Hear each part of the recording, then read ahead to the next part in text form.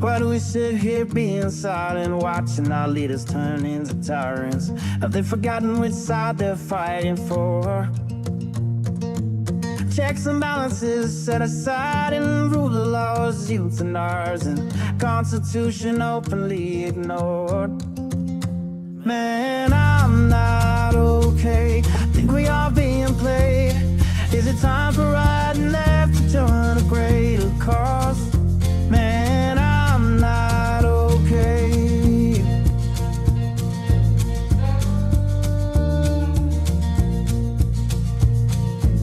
The rich claim to be victimized just to attack the marginalized. Is 1% really worth more than all the sick and poor? Always preaching about fellowship while planning their dictatorship. Now we've seen how all of this plays out before.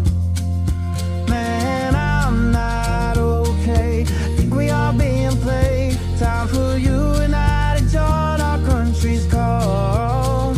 Man, I'm not okay.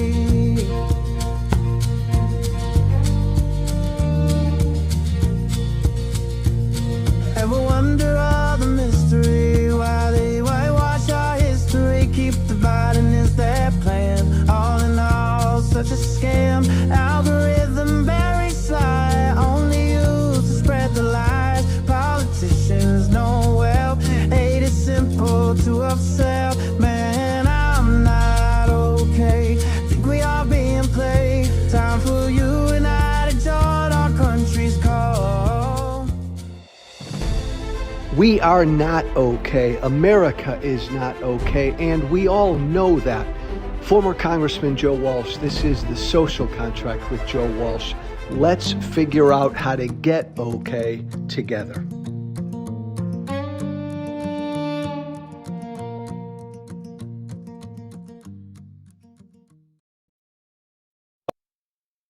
Welcome, welcome, welcome. Come on in. We're going to have a fascinating political conversation with Kurt here in a moment. Press those red hearts. And then my partner is going to get on a plane and fly back to Dallas because, Kurt Bardella, I think it's so cool that you don't live in the Beltway. You live in real fucking America. Arr. Game changer on so many fronts. I want to get into that. And as people come in, welcome. Hi, everybody. Hit the red hearts. I'm joined today by Kurt Bardella. You've seen him a bunch. News Nation. Now it sounds like this is exciting news. You'll be able to see him on CNN, MS Now, everywhere. A great media expert, a great political commentator. He beat me to the punch, a former Republican who turned Democrat. He did beat me to that punch, but a really, really smart guy on everything that's happening today. And Kurt, before we get into everything that's happening today, as we do jump in, go back to where you just ended. You did leave DC and you moved to like America. What? Tell me, and you said great move. Tell me what and why. I love that. Yeah, and so I lived in DC since 2006 when I first came to Capitol Hill as an aide to various Republican members of Congress. And like so many who come here, you're younger, you're somewhat idealistic, but you also just get, I think, locked into the sport of politics. Yeah. It's like we're a one company town here in Washington. And it's easy to only see what goes on here through that perspective of the same way that we follow the NBA or the NFL. Like that's how we kind of follow politics and campaigns. But just as we, as the kids particularly got older, and COVID hits, and it's like the decision gets made to relocate to Dallas. That's where the grandparents are, the extended family, and just have that additional childcare support. And then eventually, it's like, okay, I'll kind of split my time more evenly. Like I'll do maybe 50-50, whatever. It ends up being like, well, I'm only going to get to DC a couple times a month. I don't need to be here for weeks upon end. And it really dramatically changed, I think, my approach to just political commentary, to how I perceive the political world, how detached I feel like both DC is with the real world and how the real world is with DC. It's like there are things that go on here that if it weren't my job to know that it's happening, I would have no fucking clue. And I wouldn't and I wouldn't give a shit either, frankly. Yeah. Because like my life here now in Dallas is you wake up at 6, you make sure the kids are up by 6:30, you get them breakfast, make sure they have all their shit for school, get them to school, carpool drop off. Then you have a couple hours of freedom. And you're trying to get stuff done because you're not going to be interrupted for snacks for like a couple hours, which is great. Then it's like then it's pick the kids up, get the homework done, get dinner, play with them, bedtimes, and then do it all again. And so my beef with Democrats was when they, and my wife says this all the time, she's 100% right. When they would come at us with the slogan, democracy is on the line. Yeah. I would go, what the fuck are you talking about? Yeah. Like, okay, fine. How is that going to impact the schedule that I just laid out to you of what I did today? Tell me how that matters. And the Democrats' failure or inability to do that and connect those dots, I think is one of the real blind spots. And I am one of the reasons why I decided not to re-up with News Nation was because I feel like I have something to say from a very unique vantage point. The whole conversation after the 2024 election was how can Democrats reach different constituencies that abandoned them? I'm one of those constituencies, if you will. I live in red state of Texas. I am raising 2 kids in suburbia. Like this is the demographic that they have talked about losing to Donald Trump and Republicans for years. How many people who are part of that conversation in the established Democratic Party, in the Congress, in the DNC, or wherever, actually live that life? Yeah. None of them do. Yeah. So you're telling me that these consultants and these staffers who don't know life experience at all outside of Washington or New York are going to be the lead architects of how to reach people like me and my family? That's nuts to me. Kurt, how did that happen? You formally became a Democrat when? 2016, early 2016, before Trump was even the Republican nominee. Man. I saw the writing on the wall and I said, I'm out. You were wise from the jump. It took me a little while to get there. I became a Democrat 9 months ago. Like, how did this happen? Democrats come across as out of touch, elitist, and not connecting to a lot of the folks you're talking about. How did that happen? I think that they surrendered, and it really it goes back to, and I know this comment at times has been taken out of context, but the word deplorables. When Hillary Clinton referred to those who would support Donald Trump as deplorable, that reached such a broad audience of people, and it dismissed the undertone of what really made Donald Trump popular in the very beginning. It was the idea that Washington is not looking out for you.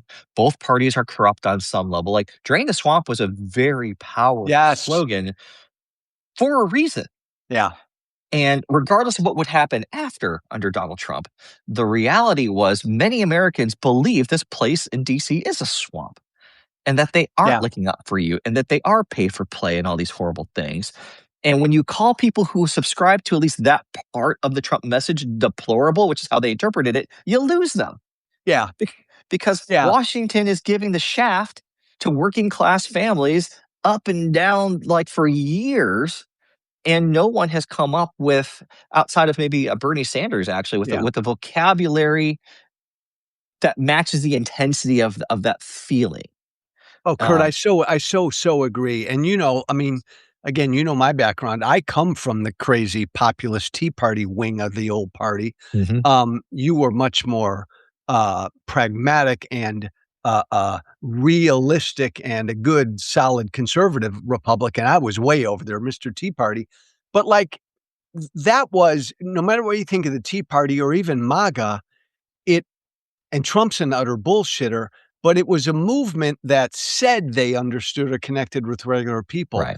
I never got the idea that Democrats, they just seem to be missing in action. Yeah. Republicans have failed, and they need to do this.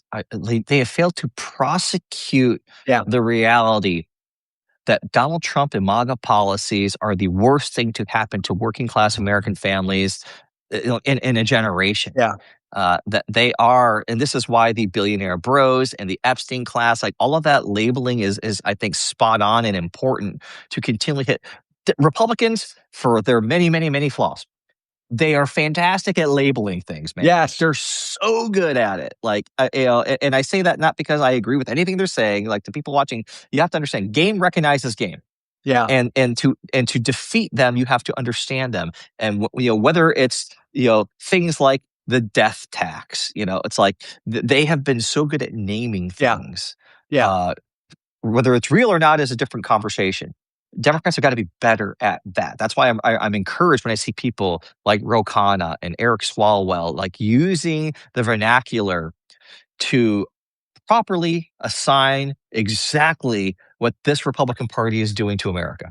That voice belongs to Kurt Bardella. Everybody who's joining us, you need to follow him and subscribe to him on Substack.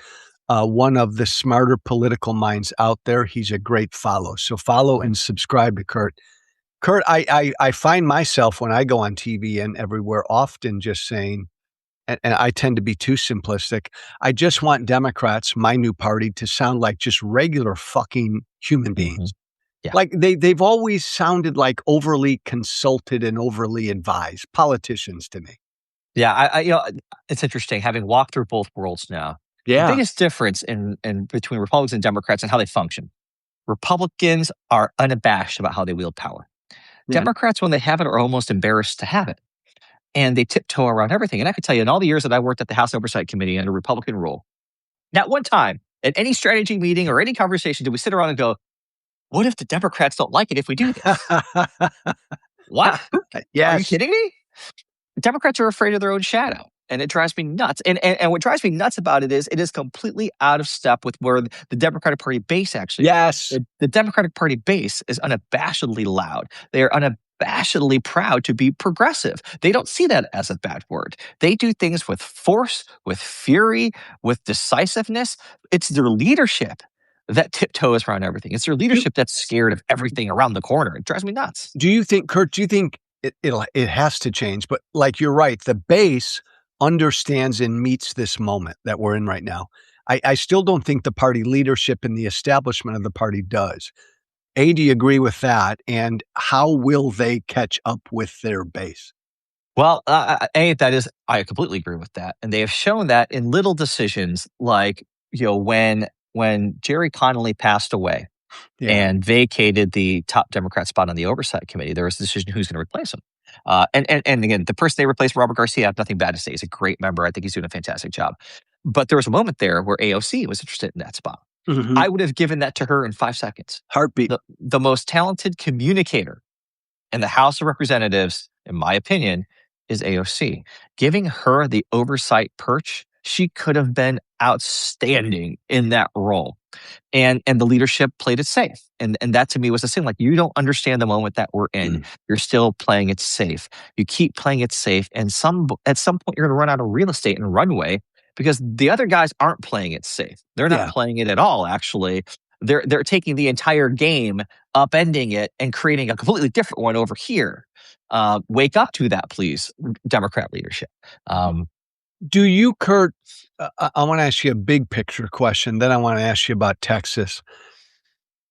Do you agree with kind of my talking point, which is Democrats are going to win the fucking House this year, no matter what, not because of anything they do. It's all because of Trump. Maybe they'll win the Senate, but they're going to win the House going away. They don't have to lift a finger to win the House.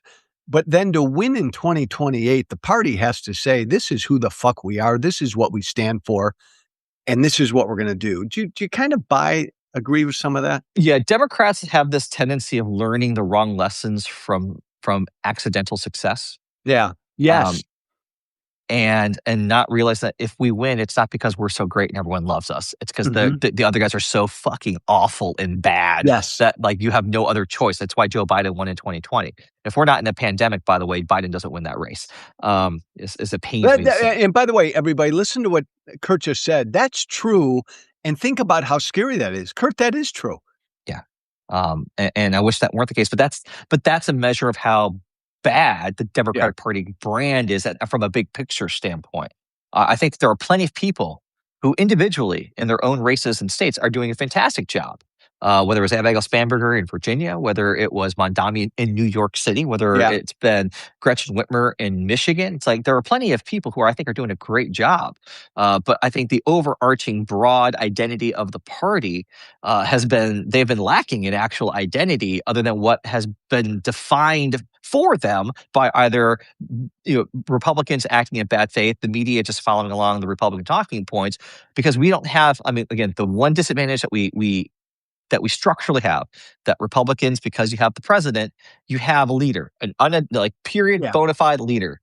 We don't. We are a leaderless party right now. We have people who want to be that leader. We have loud voices in our party, but we don't have a singular figure right now that can coalesce, unite, and kind of be the adult in the room when we need it. We're fractured. We're all over the freaking place.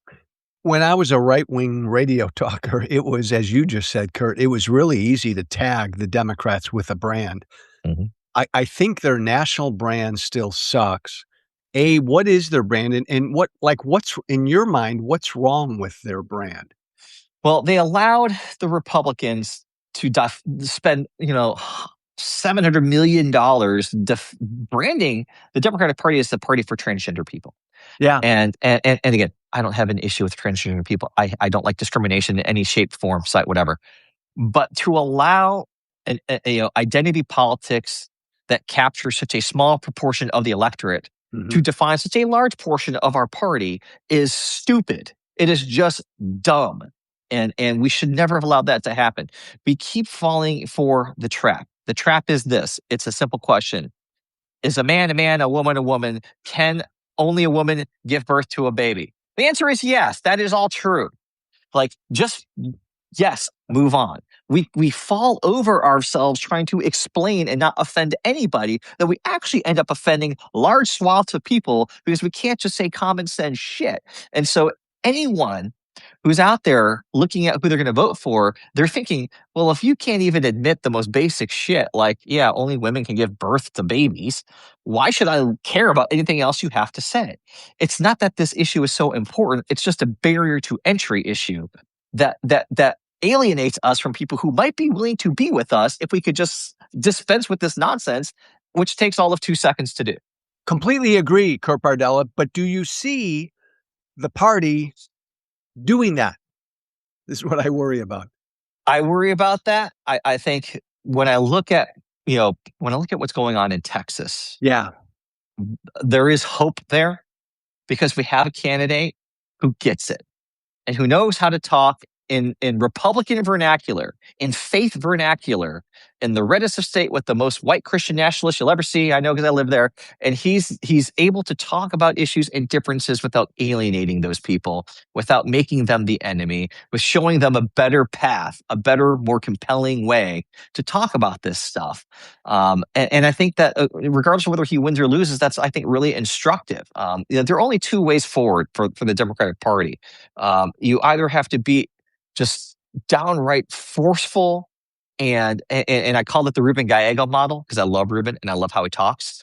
And he's in your grill, former military guy who's like, "Fuck those guys, we're gonna match you word for word, and beat the shit out of you." Or there's a Tallarico Buttigieg way, which I think is incredibly compelling. We need both. Absolutely is We need space for, both, right? but what we can't be is in between. Yeah. And because when you're in between, what you are is you're America in Vietnam. You're not all in one way or the other, and that's a losing proposition. Yeah, I think you're right, Kurt. Like, look, I've always been a fighter. Democrats need fighters, and you're right. Rubin's a fighter, but Tallarico has a different style, but he's a fighter too. Both styles work. Yes. Yeah. And so, I mean, I like from a personality standpoint, like if I could have a ticket that was a Gallego and a Tallarico type, or a Gallego and a Buttigieg, like that's the perfect recipe right there, stylistically. Like I think that it'd be so compelling. Okay, talk Texas with me. And not knowing Cornyn, Paxton, if Trump's going to endorse either one, whatever. I still believe. As real as Tallarico is, I think he's still going to have a tough time winning. Republicans, like I like Jasmine Crockett a lot as well. Tallarico's progressive, and Republicans will go to town on a lot of that. Give me your read on how a general against either guy would play out. If it's Cornyn, then you have to make a generational argument: old versus new, establishment versus next generation passing the torch. And you kind of cast John Cornyn as Joe Biden in a lot of ways. Yeah. And you use every single thing that Ken Paxton has thrown out there about how Cornyn is not a Trump aligned person. And you just blanket that, and you try to depress turnout. You try to make sure that Republicans just aren't inspired to come out and vote for John Cornyn, and they sit that one out. If it's Paxton, there's going to be. I mean, Cornyn went up with a spot today, just reaming Paxton over the 10 Commandments and all the things that he's done that are shady, which made me laugh because all those things apply to Donald Trump too. Hello, thou shalt not commit adultery. Like, are you going to accept Donald Trump's endorsement? Then shut the fuck up about this. I don't want to hear it. But I'm okay with you tagging Paxton with it, because every dollar you spend attacking each other is one less dollar you're spending on hitting James Tallarico. And oh, by the way, Kurt, Cornyn came out this morning, Mr. Institutionalist. I don't give a damn about the filibuster, but he always has. He came out this morning and said, get rid of the filibuster, pass the SAVE Act. Yeah, because he's doing everything he can to get Trump, the adulterer's endorsement. So it's like the perfect storm is they beat the shit out of each other, spend countless amounts of money running their negatives up. Tallarico gets to skate for the next 12 weeks. No one's laying a glove on him. He's raising gobs of money, staying positive, able to define himself and not be defined by negative attacks from Republicans because they're too busy fighting each other. The national mood is so sour. The economy's tanking. Gas prices are going up. People just give up on Republicans altogether. And because of that, we flip Texas. Like, that's the scenario that it could realistically happen. What, as a now Texas resident who wants to see Tallarico win, what concerns you the most about a general? I'm concerned about the black turnout for him. I think he has some of the same challenges that Buttigieg had, frankly. And so they're going to have to figure out how to repair that. And Crockett decisively won the black vote. In the primary, so we can't win without them, and so we got to give them a reason to show up and show out. But short of that, that's I think when it comes to these elections, in a midterm election where Republican turnout has been down every time Trump's not on the ballot and Democrat turnout's been robust, it's about getting your people out to vote. That's what you got to do. That's the ball game. So, and the average folk listening to you and I right now, Kurt, you're down there in Texas, is in a perfect storm. We've been promised Texas cycle after cycle. Is it doable if all the stars align? It is doable, but it's actually not the most important thing. The most important thing is that we have to start just gaining ground and closing the gap, because I am telling you, in 2032, after the next census happens, we are fucked right now, guys. Like, understand this. We could win every swing state that's on the map right now and not have enough. I'm going to stop you and interrupt you, because, Kurt, this is the most important fucking thing. Every Democrat needs to understand what you're saying right now, electorally, how the map, we could be at a severe disadvantage with the map. Continue. Yeah, because we're going to lose seats in California because populations have shifted. Republicans are going to gain seats in Florida, in North Carolina, in Texas. We're going to lose seats in New York as well. So we're going to have an electoral college shift, which means we are going to have to win some electoral votes in places that right now are red. And I'm telling you, if we come to that conclusion in the 2032 campaign, it's too fucking late. We have got to lay the infrastructure right now, because we may not win Texas in 2026, but we can close the gap. We can keep getting more competitive. It's how we did it in Colorado over time.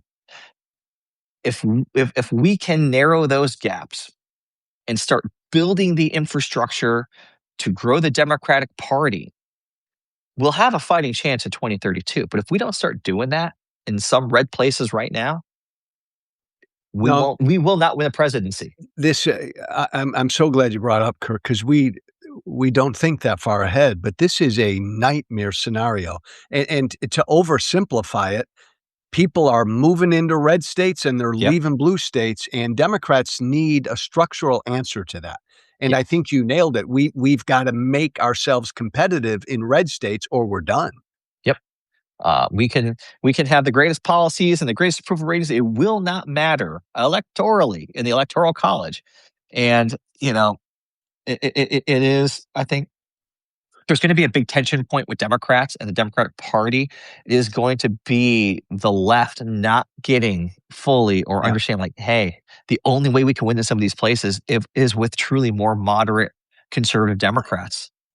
Kurt, look, you look younger than me. You are younger than me. I'm an old fart. When I was a kid, there was this thing called the Southern Democrat, a more Yeah. conservative Democrat. Me, if I were running for office right now, I couldn't compete in my home state of Illinois or New York City. I could Mhm. maybe compete in South Carolina or Tennessee. Zoran, a tent big enough for Zoran Mandani and Joe Walsh. But Democrats need to understand that you've got to run people in certain states that don't all hew to what this national brand is. Right. Well, and the thing is, like, we have this opportunity to, as we were just talking about, rebranding the Democratic Party. One of the things that, having living in Texas, and I'm also, by the way, a huge country music fan, and so, um, like, we need to embrace the identity of the red dirt. We call it the Yeah, red dirt Democrats. We used to have the blue dog Democrats. We used yeah, to have the Southern Democrats, like you talked about. We need to embrace the branding of red dirt Democrats, because that is, there's a great guy running in Texas and winning congressional races who's a very well known, Hispanic singer, Bobby. I can't, Bobby Pizzuto. I know who you're talking about. Yeah, Yeah, like that. He is the poster child to me of a red dirt Democrat. You got to have some of that swagger. You got to have some of that blue collarness to you, and a little bit of that conservative edge. Bobby Peludo, that's his name. yeah. Um, my wife is on here. I can see Kim. She's like, Bobby Peludo. Thank you. Thank God for the wife. Right, so much smarter than I am, and she came up with the term red dirt Democrat. So shout out to her. I love that. But, like, that's where we need to be to win in places, like, I know for all the shit that people gave Joe Manchin in West Virginia and all the problems Yes. he has, he's the only Democrat name, at least, that could win in West Virginia. That's over now. It's gone. We've lost West Virginia. Manchin's out. Like, there's no coming back for that, perhaps, right? So where are we gonna gain those grounds? Because I'll tell you something, I don't give a shit if you vote against every Democrat bill 9 times out of 10. If the one time you vote with us is to not confirm a Republican Supreme Court justice, that's worthwhile. If it's the one time you don't vote to say yes to Bobby Kennedy as Health and Human Services Secretary, I'm okay with that. If you never vote for another bill again, those things matter. If you don't vote to overturn the filibuster so they can change the rules or ramp through, voter suppression bills like the SAVE Act, like, that's okay. Democrats have got to understand that we need to be a party, like I said, that is big enough to have a Mandami in New York, a Newsom in California, a recovering Republican like you and me. Like, Yeah, we can be big enough to have all of that. There's only one political party in America that is monolithic and singular to one yeah. figure, and that's the Republican Party and Donald Trump. We got to be bigger than that. So I'm assuming I know your answer, Kurt, because it's my answer. But there's the other school of thought that the party just needs to fucking energize its base, its left, get young people out, people who haven't voted, voters of color, just energize the base, and they'll succeed nationally. Yeah, we need to give people a reason to be. Let me tell you something about most Republicans through most of Donald Trump's tenure. Mhm. No one in the Republican Party who votes for Donald Trump is feeling bad about it. Right. They're jacked. They're stoked. They're like, we're fucking voting for Trump. Fuck yeah, Trump. Yeah. Like, they are enthusiastic about it. We have got to match that level of enthusiasm for our people to be excited and motivated. They should not be like, well, I guess it's Hillary, and I'm choosing the worst of two. Well, it's Joe Biden. I mean, he's old, but, like, at least he's not, like, nuts. Like, that's been the narrative. Like, well, it's Kamala. Like, we don't have a choice. She's like, the enthusiasm hasn't been there since Barack Obama for people to Long. genuinely be excited. That's a lot. The last time Barack Obama was on the ballot was 2012, folks. Like, that was Yeah. 14 years ago. So we Yeah. need to start putting forward people that will actually excite the Democratic Party, where they feel good about voting for someone rather than I'm voting against Donald Trump. It's early, and we got to get past the midterms. But is there any potential face out there who's being talked about maybe running for president that does some of that for you? Again, to me, we live in an era of personality. We live in Yeah. an influencer-driven culture that has completely upended how we consume information, news, media. Yeah. And so what I look for most is actually personality. And I get like there's people. Ruben Gallego, I'm really high on, man, because he has a persona.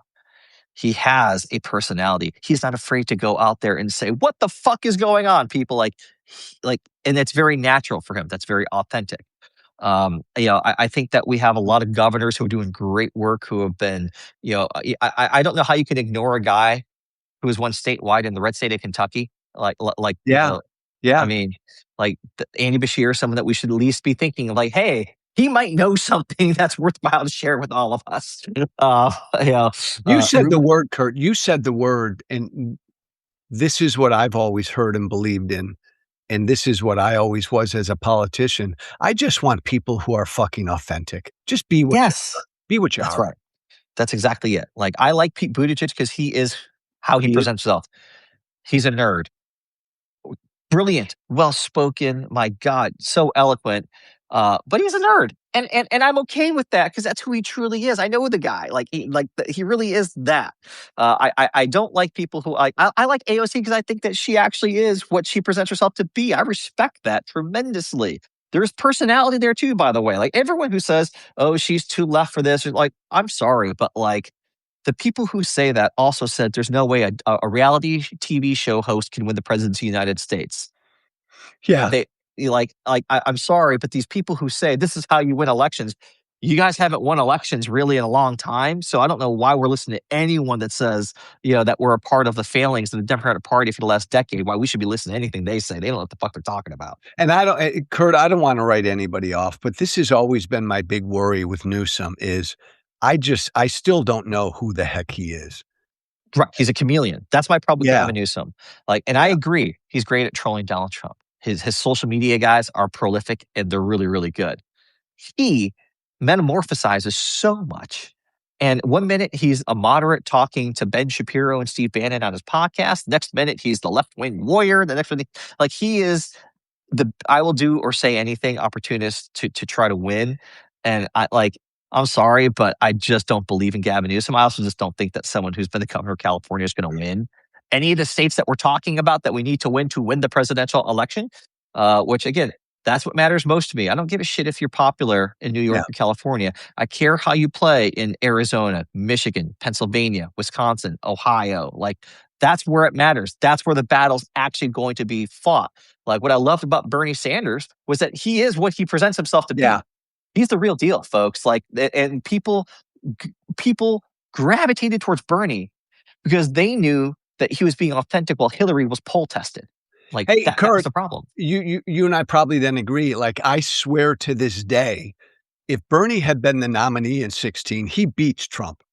Oh, I'll go further. If Bernie had been at least the VP nominee, they would have won. They would have won. Yeah. Some of the most boneheaded political decisions, and it's like we forget this in retrospect, making the safe pick. When Yes. Hillary picked, Tim Kaine. Tim Kaine, God love him, but Yeah. that was a safe pick. Yeah. When Kamala Harris picked Tim Walz, safe pick. That was just the 2024 version of Tim Kaine to me. Yeah. Was Tim Walz, right? But Yeah. why would you not pick someone who will help deliver one of the states you need to win to become president? I don't get it. What, Kurt, as we move toward the midterms, again, I think the House is a done deal, but everybody listening, pretend we're 20 points down and work your ass off. Absolutely. What Senate races do you look at that are going to give you an indicator like, oh my God, maybe we could win the Senate? Which ones are you looking at? I think that we have a real shot, actually, and obviously we have a great nominee in North Carolina. Yes. With Cooper. I think we're going to win that. I think that Sherrod Brown in Ohio is a real chance for us. I think that Susan Collins is so unpopular in Maine, actually, that they're Either one. and I used to work for the senator from Maine, Olympia Snowe. So I know Maine, and they are what they are maniacs. They really are. Collins is really unpopular right now, so there's a real chance there. Like we have some really good pickup opportunities. I also say though, when it comes to the House, and what everyone needs to understand, because you've seen parts of this already, we need to make this election a margin big enough that it's too big to fuck with. Yeah. Too big to rig, right? Yeah.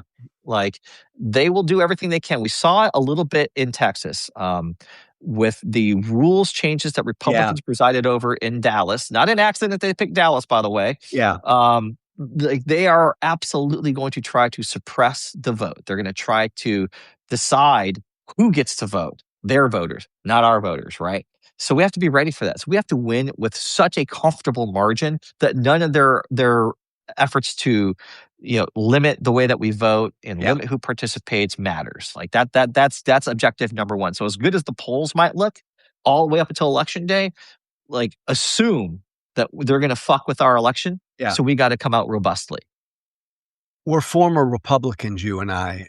I'm older than you. I don't believe in my lifetime that party's ever changing. I think it's the MAGA party now forever. What's your take on the Republican Party? There's no going back, in part because even if Trump loses in some way, right? Like there is a financial industry that has been built. Yeah. Or so there's a financial incentive to prop up this brand of MAGA, white nationalistic, wannabe theocracy. Yeah. And as long as the financial incentives are still there, and everybody else is willing to cow to that, like look at the people who cut checks, for the Eastern renovation or the Trump library, this or whatever. It's like when the JP Morgans or the Apple or the biggest Fortune 500 companies are willing to financially support this party under these circumstances, like there's no reason for them to change. The only way that they change is if a asteroid dinosaur extinction level electorally event happens. Yeah. Which I will tell you, if the wave is so big that we flip Texas in this midterm, that could do it. Well, that means the Senate's been flipped if exactly Texas goes.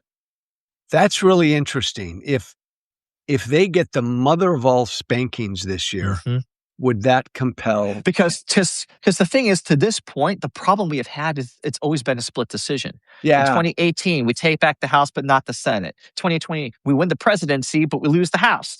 2022, it's not a blue wave or a red wave. It's like, oh, it's the narrowest majority in the history of mankind. Like we keep having the split decision. There hasn't been a definitive repudiation of Donald Trump and this version of the Republican Party. That's what we need to have happen. Hey, you're the best. By the way, everybody, Kurt Bardella is my guest. I want you following him and subscribing to him. You know why? Because you'll be smarter politically. You'll know what's going on. This is a voice you need to pay attention to. Two more, Kurt, and then I'll let you go. Thank you for your time. You can catch your flight and go back to God's country. Go back to Dallas, baby. You made a great point that with this next census in 32 or whatever, Democrats are going to be at a serious electoral disadvantage by the map unless things change. What states, obviously Texas, keep making progress in, what other states could Democrats make progress in? Well, and this is where, again, like winning in North Carolina statewide is important. If we take back Ohio, I remember back in the day, Ohio used to be the swing state that we all cared about. Bingo. Like that's why John Kasich had such a long run of like he could be president one day. He's someone to pay attention to because it was the swingiest of swing states.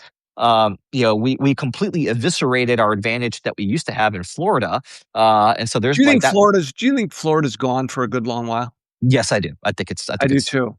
Like, I mean, in part, like Florida has become symbolically kind of like the unofficial capital of MAGA in a lot of ways.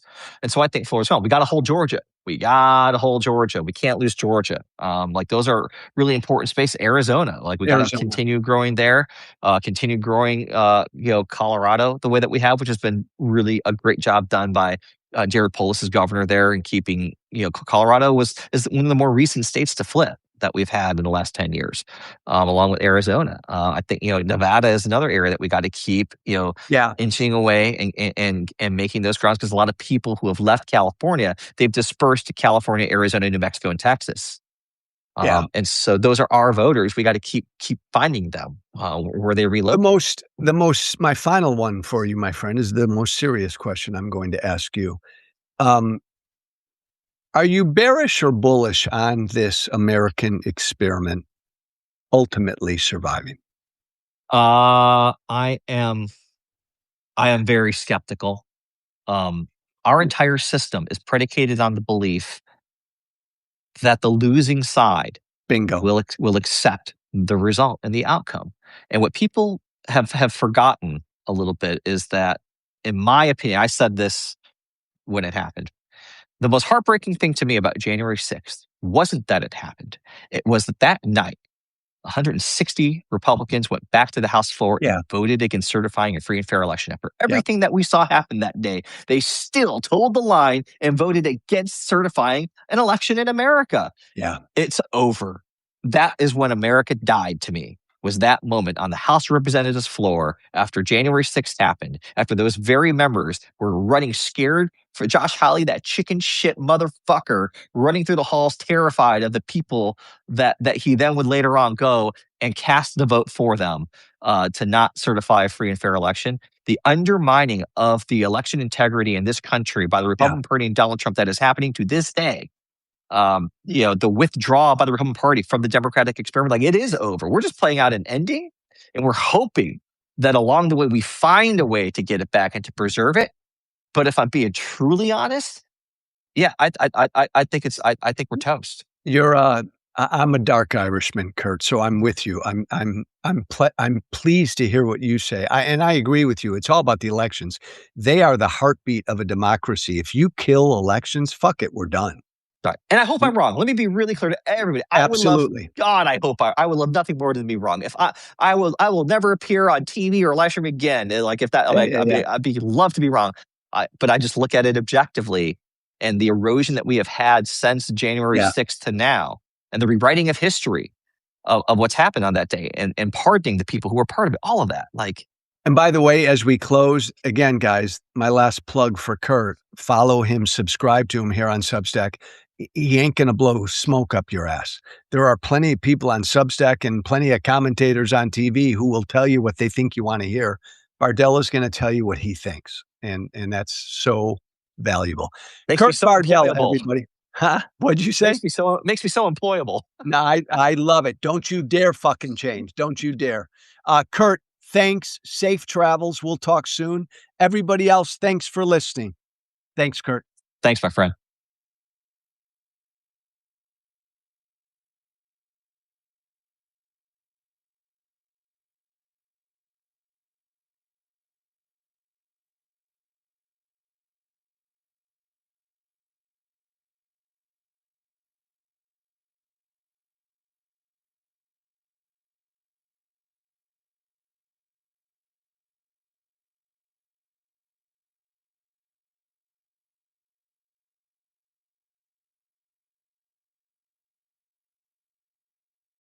Thank you for listening. Remember to listen, follow, and share The Social Contract with Joe Walsh on Apple, Spotify. Plus, don't forget to subscribe to The Social Contract on Substack.